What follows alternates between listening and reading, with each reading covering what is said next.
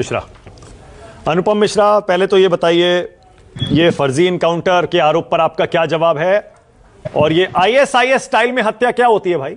BJP और जो BJP के सहयोगी वॉलंटियर, सोशल मीडिया वॉरियर सब लगे हुए हैं, आप क्या दंगे भड़काना चाहते हैं?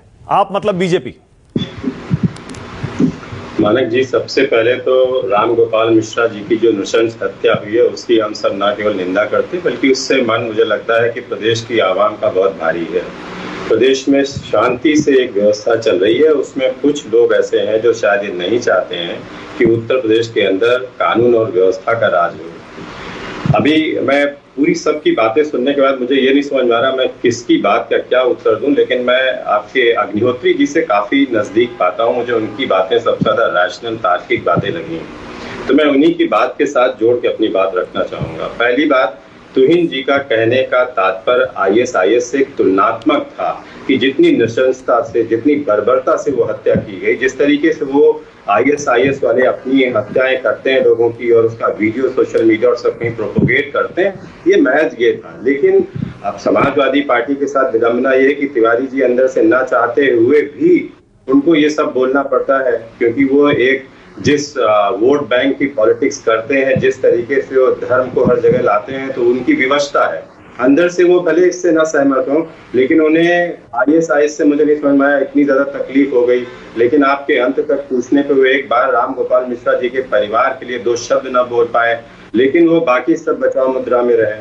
दूसरी बात, मैं यहाँ ये जो बार बार आरोप लगते हैं कि फर्जी मुठभेड़, तो चूंकि आप सबने उसका जवाब दे दिया कि अगर इनकाउंटर ना हो तो मुश्किल है, इनकाउंटर हो जाए तो मुश्किल है, आप डिबेट करें तो मुश्किल है, डिबेट ना करें तो मुश्किल है।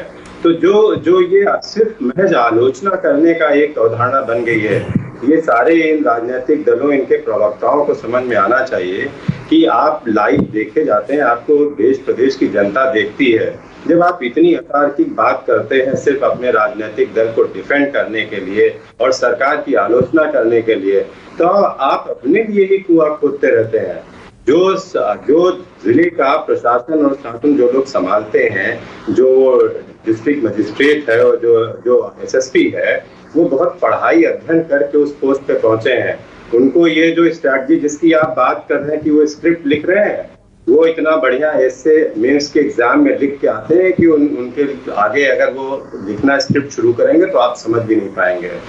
और रही बात ये कि वो क्यों पुलिस कस्टडी में हमेशा भागते हैं, तो मान्यवर जब किसी की जान पर आती है ना, तो उसके हाथ में जो आता है जान बचाने के लिए वो करता है। अपराधियों को भी लगता है कि अब हम फंस चुके हैं, तो उनके पास जो उनको विकल्प दिखता होगा वो जरूर उसको आजमाते होंगे। ये बात सबको पता है। तो पुलिस के पास भी क्या और रास्ता है? क्या आप चाहते हैं, अभी मैं सुन रहा था कि वो ददुआ स्टाइल में और उस स्टाइल में मुठभेड़ होनी चाहिए। अरे भाई, क्या पुलिस वाले शहीद होंगे तब आप इनकाउंटर सही मानेंगे? पुलिस स्मार्ट नहीं हो सकती, सिर्फ क्रिमिनल्स स्मार्ट हो सकते हैं। उन्हें नहीं पता है कि किस तरीके से डील करना है। और ये जो कुछ भी हुआ, चाहे वो बहराइच की घटना हो, चाहे और अन्य जनपदों की हो, ये दुर्भाग्यपूर्ण है। और ये हमारे प्रदेश के लिए बहुत दुर्भाग्यपूर्ण स्थितियां कि ऐसे लोग फिर सर उठा रहे हैं। मुझे तो लग रहा है आप कहीं ना कहीं प्रदेश को फिर से एक धार्मिक उन्माद में फेंकने की तैयारी है, या हिंदू मुस्लिम करना चाहे। शांति से एक जुलूस जा रहा, आप जाने दीजिए। डीजे तेज बजा रहे हैं, अरे आप 2 मिनट भाई कान बंद कर लीजिए अगर आपको बड़ी आपत्ति। आप किसी की जान का लेने का आपको अधिकार किसने दिया? अगर उसने झंडा उतार दिया तो आप दोबारा झंडा लगा देते, 2 थप्पड़ लगा देते उसको। आप किस देश में रह रहे हैं? कानून आपके हाथ में है क्या? आप चलाएंगे इस प्रदेश को, कैसे चलना है? क्या और उसके बाद बातें चले जा रहे हैं यार। उसके बाद कानून व्यवस्था ध्वस्त है और आप जो है जो धुड़दंगी है उनका पक्ष रख रहे हैं। शर्म नहीं आती आपको थोड़ी सी? आप बोलिएगा ना आपने उसमें। आप हिंदू मुसलमान करने के लिए बैठे हैं यहाँ पर, आप हुड़दंगियों का पक्ष लेने के लिए बैठे हैं यहाँ पर। आलोक शर्मा जी, जब आप जैसे लोग ही बीजेपी के इशारे पर काम कर रहे हैं। दुर्भाग्य, मैं 4 मिनट 5 मिनट से सुन रहा हूँ एक व्यक्ति को जो पूरा अनर्गल बोलता चला जा रहा है। इस देश को बदलापुर बना दीजिए। क्या बेकार की बातें कर रहे हैं? पूरे देश को हिंदू मुसलमान बना दीजिए, सारे देश में आतंकवादी पैदा कर दीजिए।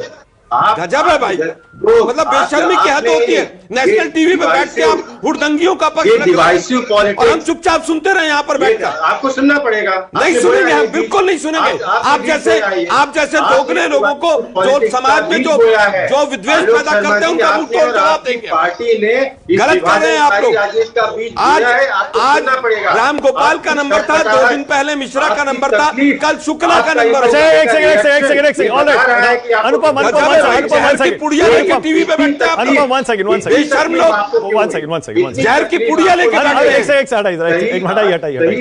अनुपम वन सेकंड हटाइए, स्क्रीन से हटाइए। ओके।